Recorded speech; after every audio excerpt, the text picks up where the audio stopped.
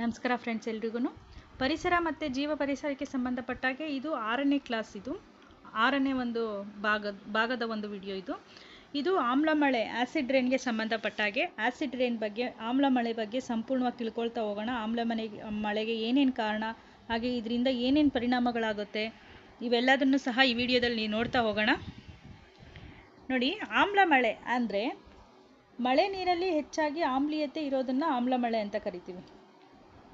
1872ರಲ್ಲಿ Robert Angus ಅನ್ನೋರು ಆಮ್ಲ ಮಳೆ ಅನ್ನೋ ಪದನ ಬಳಕೆ ಮಾಡ್ತಾರೆ. ಮಳೆ ನೀರಿನಲ್ಲಿ ಅಧಿಕ ಪ್ರಮಾಣದ ಒಂದು ಆಮ್ಲೀಯತೆ ಗುಣಗಳಿರೋದನ್ನ ಆಮ್ಲ ಮಳೆ ಅಂತ ಕರಿತೀವಿ. ಕಲ್ಲಿದ್ದಲು, ಪೆಟ್ರೋಲಿಯಂ ಉತ್ಪನ್ನ, ಇವುಗಳಲ್ಲಿ ಸಲ್ಫರ್ ಡೈಆಕ್ಸೈಡು ಮತ್ತು ನೈಟ್ರೋಜನ್ನ ಒಂದು ಅಂಶಗಳಿರುತ್ತೆ ಕಲ್ಲಿದ್ದಲು ಮತ್ತು ಪೆಟ್ರೋಲಿಯಂ ಉತ್ಪನ್ನಗಳಲ್ಲಿ. ಇದೇನು ಆಮ್ಲಜನಕದ ಒಂದು ಉಪಸ್ಥಿತಿಯಲ್ಲಿ ಉರಿಯುತ್ತೆ. ಏನೇ ಒಂದು ದಹನ ಆಗಬೇಕಂದ್ರೂ ಸಹ ಅಲ್ಲಿ ಆಮ್ಲಜನಕ ಇರಲೇಬೇಕು. ಅದು ಬಹುಮುಖ್ಯ ಪಾತ್ರ ವಹಿಸುತ್ತೆ ದಹನ ಕ್ರಿಯೆಯಲ್ಲಿ ಆಮ್ಲಜನಕ. ಈ ಸಲ್ಫರು ಮತ್ತು ನೈಟ್ರೋಜನ್ನು ಸಹ ಆಮ್ಲಜನಕದ ಉಪಸ್ಥಿತಿಯಲ್ಲಿ ದಹನಗೊಂಡು ಆಕ್ಸೈಡ್ಗಳಾಗಿ ಪರಿವರ್ತನೆ ಆಗುತ್ತೆ. ಈ ಆಕ್ಸೈಡ್ಗಳು ಹಂತ ಹಂತವಾಗಿ ಸಲ್ಫರ್ ಡೈಆಕ್ಸೈಡ್, ನೈಟ್ರೋಜನ್ ಡೈಆಕ್ಸೈಡ್ಗಳಾಗಿ ಆಗಿ ನೀರಲ್ಲಿ ಇವು ಸಲ್ಫರ್ ಡೈಆಕ್ಸೈಡು, ನೈಟ್ರೋಜನ್ ಡೈಆಕ್ಸೈಡು ಇವು ನೀರಲ್ಲಿ ಕರಗುವಂಥ ಗುಣಗಳನ್ನ ಹೊಂದಿರ್ತವೆ. ಮಳೆ ಬರೋ ಟೈಮಲ್ಲಿ ಈ ಆಮ್ಲಗಳು, ಈ ಆಕ್ಸೈಡ್ಗಳು ವಾತಾವರಣದಲ್ಲಿರುವಂಥ ನೀರಾವಿ ಜೊತೆ ವರ್ತಿಸಿ ಸಲ್ಫುರಿಕ್ ಆಮ್ಲ, ಸಲ್ಫರಸ್ ಆಮ್ಲ, ನೈಟ್ರಸ್ ಆಮ್ಲಗಳಾಗಿ ಮಳೆ ನೀರಿನಲ್ಲಿ ಕರಗಿ ಆಮ್ಲಗಳ ರೂಪದಲ್ಲಿ ಮಳೆ ಬೀಳುವಂಥದ್ದೇ ಆಮ್ಲ ಮಳೆ. ಅರ್ಥ ಆಯ್ತಲ್ವಾ ಫ್ರೆಂಡ್ಸ್? ಅಂದರೆ ಕಲ್ಲಿದ್ದಲು, ಪೆಟ್ರೋಲಿಯಂ ಉತ್ಪನ್ನಗಳಲ್ಲಿ ಸಲ್ಫರ್ ಮತ್ತು ನೈಟ್ರೋಜನ್ ಅಂಶ ಏನಿರುತ್ತೆ, ಇದು ಆಮ್ಲಜನಕದ ಜೊತೆ ಉರಿದು ದಹನಗೊಂಡು ಆಕ್ಸೈಡ್ಗಳಾಗಿ ಪರಿವರ್ತನೆಯಾಗಿ ಹಂತ ಹಂತವಾಗಿ ಇದು ಸಲ್ಫರ್ ಡೈಆಕ್ಸೈಡ್ ಮತ್ತು ನೈಟ್ರೋಜನ್ ಆಕ್ಸೈಡ್ ಆಗಿ ನೀರಲ್ಲಿ ಈ ಆಕ್ಸೈಡ್ಗಳು ನೀರಿನಲ್ಲಿ ಕರಗುವಂಥ ಗುಣ ಹೊಂದಿರ್ತವೆ. ಹಾಗಾಗಿ ವಾತಾವರಣದಲ್ಲಿರೋ ನೀರಾವಿ ಜೊತೆ ಇದು ವರ್ತಿಸಿ ಸಲ್ಫುರಿಕ್ ಆಮ್ಲ, ಸಲ್ಫರಸ್ ಆಮ್ಲ, ನೈಟ್ರಸ್ ಆಮ್ಲಗಳಾಗಿ ಈ ಆಮ್ಲಗಳು ನೀರಿನಲ್ಲಿ ಕರಗಿ ಆಮ್ಲಗಳ ರೂಪದಲ್ಲಿ ಮಳೆ ಬರುವಂಥದ್ದನ್ನೇ ಆಮ್ಲ ಮಳೆ ಅಂತ ಕರಿತೀವಿ. ಇನ್ನು ಆಮ್ಲದ ಒಂದು ಶೇಖರಣೆ ಹೇಗಾಗುತ್ತೆ ಅಂದರೆ ಆರ್ದ್ರ ಮತ್ತು ಶುಷ್ಕ ರೂಪದಲ್ಲಿ ಆಮ್ಲಗಳ ಶೇಖರಣೆ ಆಗುತ್ತೆ. ಆರ್ದ್ರ ರೂಪ ಅಂತಂದರೆ ಒಂದು ತೇವಾಂಶವಾಗಿರುವಂಥದ್ದು, ತೇವಯುತವಾಗಿರುವಂಥದ್ದು. ಮಳೆ, ಹಿಮ, ಇಬ್ಬನಿ ಆಗಿರ್ಬೋದು, ಮಂಜು ಆಗಿರ್ಬೋದು, ಮಂಜುಗಡ್ಡೆಗಳಾಗಿರ್ಬೋದು, ಇವು ಆರ್ದ್ರ ರೂಪದಲ್ಲಿರುವಂಥದ್ದು. ಇನ್ನು ಭೂಮಿ ಮೇಲಿರುವಂಥ ಧೂಳಿನ ಕಣಗಳಲ್ಲಿ ಸಲ್ಫೇಟ್ ಮತ್ತು ನೈಟ್ರೇಟ್ಗಳನ್ನು ಒಳಗೊಂಡಿರುತ್ತೆ. ಧೂಳಿನ ಕಣಗಳು ಇವು ಶುಷ್ಕ ರೂಪದಲ್ಲಿ ಶೇಖರಣೆ ಆಗುತ್ತೆ. ಇದರಲ್ಲೂ ಸಹ ಆಮ್ಲಗಳಿರುತ್ತೆ. ಇದು ಸಲ್ಫೇಟ್ ಮತ್ತು ನೈಟ್ರೇಟ್ಗಳು ಶುಷ್ಕ ರೂಪದಲ್ಲಿ, ಭೂಮಿಯಲ್ಲಿ ಶುಷ್ಕ ರೂಪದಲ್ಲಿ ಶೇಖರಣೆ ಆಗುವಂಥ ಆಮ್ಲದ ಒಂದು ಶೇಖರಣೆ ಆಗುವಂಥದ್ದು. ಇನ್ನು ಆಮ್ಲ ಮಳೆಗೆ ಏನು ಕಾರಣಗಳು ಅಂತ ನಾವು ನೋಡೋದಾದರೆ, ಆಮ್ಲ ಮಳೆಗೆ 2 ಥರ ಕಾರಣಗಳನ್ನು ನಾವು ಗುರುತಿಸ್ಬೋದು. ನೈಸರ್ಗಿಕ ಕಾರಣಗಳು ಮತ್ತು ಮಾನವನ ಚಟುವಟಿಕೆಗಳಿಂದ ಆದಂಥ ಕಾರಣಗಳು ಅಂತ. ನೈಸರ್ಗಿಕ ಕಾರಣಗಳು ನೋಡೋದಾದರೆ, ಸಮುದ್ರಗಳಲ್ಲಿ ಪ್ಲವಕಗಳು, ಜೌಗು ಪ್ರದೇಶ ಮತ್ತು ಜ್ವಾಲಾಮುಖಿಗಳಿಂದ ಉಂಟಾಗುವಂಥ ಗಂಧಕ ಮತ್ತು ನೈಟ್ರೋಜನ್ ಆಕ್ಸೈಡ್ಗಳು ಆಮ್ಲ ಮಳೆಗೆ ಕಾರಣ. ಇದು ನೈಸರ್ಗಿಕ ಕಾರಣ. ಆದರೆ ಇನ್ನು ಮಾನವನ ಒಂದು ಚಟುವಟಿಕೆಗಳಿಂದ ಆಗುವಂಥ ಕಾರಣ, ಕೈಗಾರಿಕೆಗಳು, ಈ ಪಳೆಯುಳಿಕೆಗಳ ಇಂಧನ ಏನಿರುತ್ತೆ ಇದನ್ನು ದಹನ ಮಾಡಿದಾಗ ಬರುವಂಥದ್ದು, ಲೋಹ ಕರಗಿಸೋದು, ಚಿನ್ನ, ಬೆಳ್ಳಿ ಲೋಹಗಳನ್ನು ಕರಗಿಸುವಂಥ ಒಂದು ಕುಲುಮೆಗಳಿಂದ, ವಾಹನಗಳ ಹೊಗೆಯಿಂದ ಸಲ್ಫರ್ ಡೈಆಕ್ಸೈಡ್ ಬಿಡುಗಡೆ ಆಗುತ್ತೆ. ಕೈಗಾರಿಕೆಗಳಿಂದ, ಲೋಹ ಕರಗಿಸೋ ಕುಲುಮೆಗಳಿಂದ, ವಾಹನಗಳ ಹೊಗೆಯಿಂದ, ಪಳೆಯುಳಿಕೆಗಳ ಇಂಧನ ದಹನ ಮಾಡೋದ್ರಿಂದ. ಇದು ಪಳೆಯುಳಿಕೆ ಇಂಧನದ ದಹನ ಏನಿದೆ, ಇದು ಒಂದರಿಂದನೇ ಸುಮಾರು 70% ಸಲ್ಫರ್ ಡೈಆಕ್ಸೈಡ್ ಭೂಮಿಗೆ ಸೇರುತ್ತೆ. ಇದು ಒಂದರಿಂದನೇ ನೋಡಿ, ಪಳೆಯುಳಿಕೆ ಇಂಧನ ದಹನ ಒಂದರಿಂದನೇ 70% ಸಲ್ಫರ್ ಡೈಆಕ್ಸೈಡ್ ಬಿಡುಗಡೆ ಆಗುತ್ತೆ. ಈ ಸಲ್ಫರ್ ಡೈಆಕ್ಸೈಡ್ ಮೂಲ ಸ್ಥಾನದಿಂದ ಸುಮಾರು 1000 ಕಿಲೋಮೀಟರ್ ದೂರದವರೆಗೂ ಸಾಗಿ ಅಲ್ಲಿ ತುಂಬ ಸಮಯ, ಅಂದರೆ ದೀರ್ಘ ಸಮಯದವರೆಗೂ ಗಾಳಿನಲ್ಲೇ ಇರುತ್ತೆ. ಗಾಳಿನಲ್ಲಿ ಇದ್ದು ಕೊನೆಗೆ ಅದು ಆಮ್ಲಗಳಾಗಿ ಮಾರ್ಪಟ್ಟು ಭೂಮಿನ ಸೇರುತ್ತೆ. ಸಾಮಾನ್ಯವಾಗಿ ಹಿಮ ಮತ್ತು ಮಂಜುಗಡ್ಡೆ ಅಧಿಕವಾದಂಥ ಒಂದು ಸಲ್ಫರ್ ಡೈಆಕ್ಸೈಡನ್ನು ಹೊಂದಿರ್ತವೆ.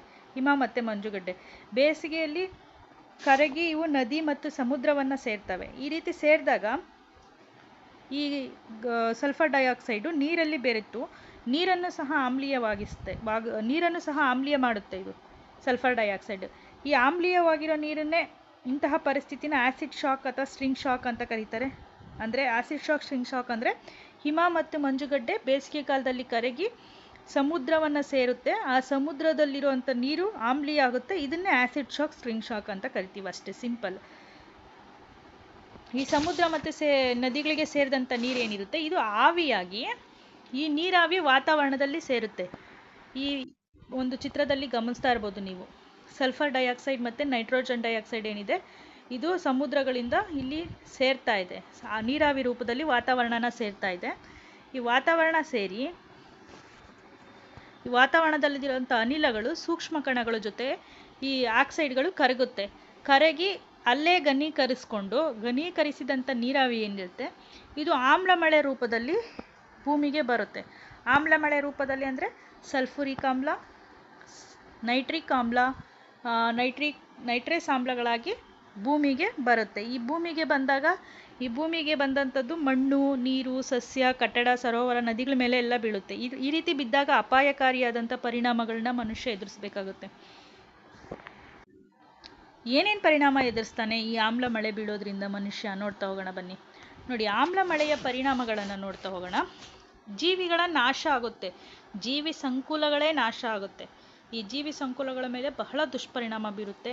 ಮಾನವನ ಆರೋಗ್ಯದ ಮೇಲೆ ಬಹಳ ದುಷ್ಪರಿಣಾಮ ಬೀರುತ್ತೆ. ಮಾನವನಿಗೆ ಮುಖ್ಯವಾಗಿ ಉಸಿರಾಟದ ಸಮಸ್ಯೆ, ಜೀರ್ಣಕ್ರಿಯೆಯಲ್ಲಿ ಏರುಪೇರು, ಜೀರ್ಣ ವ್ಯವಸ್ಥೆಯಲ್ಲಿ ಏರುಪೇರು ಆಗುವಂಥದ್ದು. ಇನ್ನೊಂದು ಮುಖ್ಯವಾಗಿ ಆಮ್ಲ ಮಳೆಯಿಂದ ಮನುಷ್ಯನಿಗೆ ನರಸಂಬಂಧಿ ಕಾಯಿಲೆಗಳು ಬರುತ್ತೆ. ಮನುಷ್ಯನ ನರವ್ಯೂಹದ ಮೇಲೆ ಪರಿಣಾಮ ಬೀರುತ್ತೆ. ನರಸಂಬಂಧಿಗಳ ಕಾಯಿಲೆಗಳು ಬರುತ್ತೆ.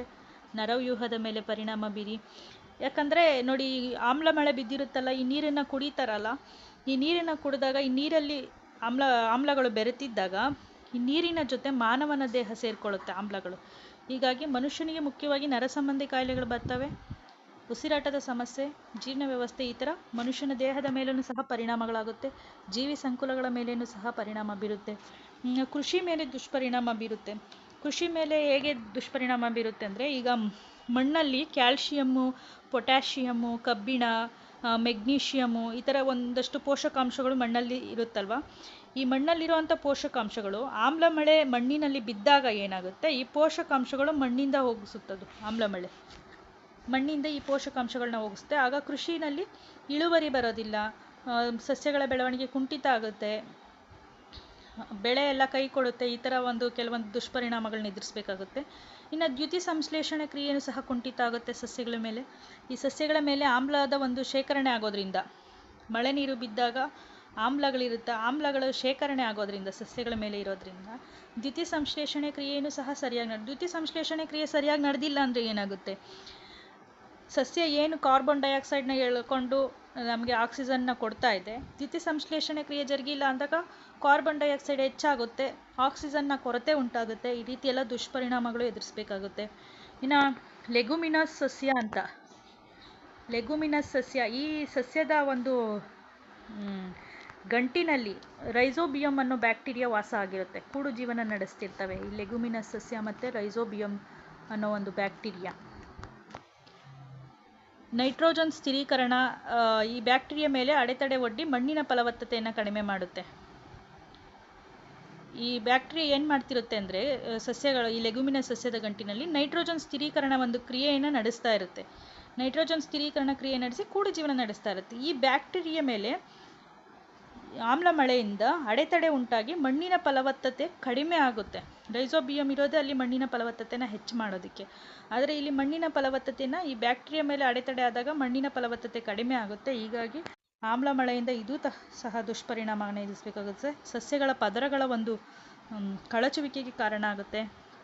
ಅಂದರೆ ಮಣ್ಣಿನಲ್ಲಿ ಕ್ಯಾಡ್ಮಿಯಂ ಅಂತಹ ವಿಷಕಾರಿ ವಸ್ತುಗಳಿರುತ್ತೆ. ಆಮ್ಲೀಯಗೊಂಡಂಥ ಮಣ್ಣಿನಲ್ಲಿ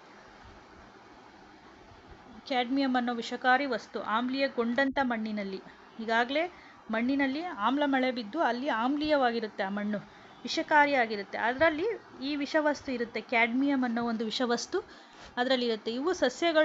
ಇವುಗಳನ್ನು ಹೀರ್ಕೊಳ್ಳೋದ್ರಿಂದ, ಈ ಕ್ಯಾಡ್ಮಿಯಂ ಅಂಶಗಳನ್ನು ಸಸ್ಯಗಳು ಹೀರ್ಕೊಳ್ಳೋದ್ರಿಂದ ಸಸ್ಯಗಳ ಪದರಗಳ ಕಳಚುವಿಕೆಗೆ ಕಾರಣ ಆಗುತ್ತೆ. ಈ ರೀತಿ ಆಗುತ್ತೆ. ಇನ್ನು ಕಟ್ಟಡ ಮತ್ತು ಸ್ಮಾರಕಗಳ ಮೇಲೆ ದುಷ್ಪರಿಣಾಮ ಬೀರುತ್ತೆ. ಪ್ರಾಚೀನ ಕಾಲದಲ್ಲಿ ಸ್ಮಾರಕಗಳು ಕಲಾಕೃತಿಗಳನ್ನು ಹಾಳು ಮಾಡ್ತವೆ. ಈ ಕಟ್ಟಡ ನಿರ್ಮಾಣದಲ್ಲಿ ಬಳಸುವಂಥ ಸುಣ್ಣದ ಕಲ್ಲು ಮತ್ತು ಅಮೃತಶಿಲೆ, ಮಾರ್ಬಲ್ ಅಂತ ಏನು ಕರಿತೀವಿ, ಕಟ್ಟಡಗಳಲ್ಲಿ ಬಳಸ್ತಾರಲ್ಲ, ಕಟ್ಟೋದಕ್ಕೆ ಸುಣ್ಣದ ಕಲ್ಲು ಅಮೃತ ಶಿಲೆಗಳಿಂದ ಆಗಿರುವಂಥ ತಾಜ್ ಮಹಲ್ ನಮಗೆ ಗೊತ್ತು. ತಾಜ್ ಮಹಲ್ ಮಾರ್ಬಲ್, ಅಮೃತ ಶಿಲೆ ಮಾರ್ಬಲ್ ಅಂತ ಕರೀತಾರೆ, ಬಿಳಿ ಅಮೃತ ಶಿಲೆ. ಇವನ್ನೆಲ್ಲ ಕರಗಿಸುವಂಥ ಸಾಮರ್ಥ್ಯ ನೋಡಿ, ಇಂಥವನ್ನೇ ಸಹ ಕರಗಿಸುವಂಥ ಸಾಮರ್ಥ್ಯ ಆಮ್ಲಮಳೆಗಳಿಗೆ ಇರುತ್ತೆ. ಅಷ್ಟು ಪವರ್ಫುಲ್ ಆಮ್ಲಮಳೆ. ನೋಡಿ ತಾಜ್ ಮಹಲ್ ನೋಡಿ, ಈ ಕಟ್ಟಡಗಳಲ್ಲಿ ನೋಡಿದಾಗ ಬಿಫೋರ್ ಹೇಗಿತ್ತು, ಆಫ್ಟರ್ ಹೇಗಿದೆ. ಅಂದರೆ ಆ್ಯಸಿಡ್ ರೈನ್ ಬರೋದಕ್ಕೂ ಮುಂಚೆ ತಾಜ್ ಮಹಲ್ ಹೇಗಿದೆ, ಆ್ಯಸಿಡ್ ರೈನ್ ಬಂದಮೇಲೆ ಹೇಗಿದೆ ನೋಡಿ, ಹೇಗೆ ತನ್ನ ಹೊಳಪನ್ನು ಕಳ್ಕೊಂಡಿರೋ ಅಂಥದ್ದು ಇಲ್ಲಿ ಗಮನಿಸ್ಬೋದು.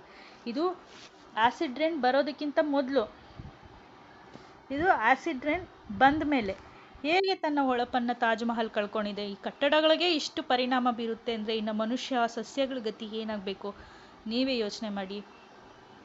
ಇದೆಲ್ಲ ಆಮ್ಲಮಳೆಯ ಒಂದು ಪರಿಣಾಮಗಳು.